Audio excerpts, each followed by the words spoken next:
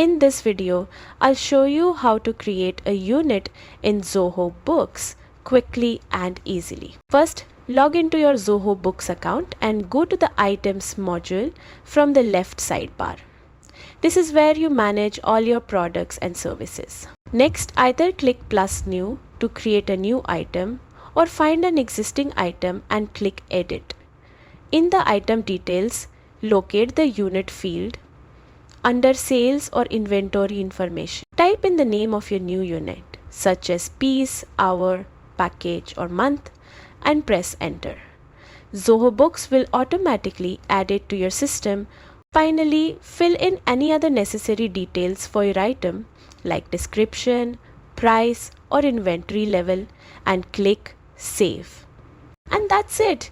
Your new unit is now ready to use across your items, helping you manage inventory and sales more efficiently. Don't forget to check out other Zoho Books tutorials for more tips.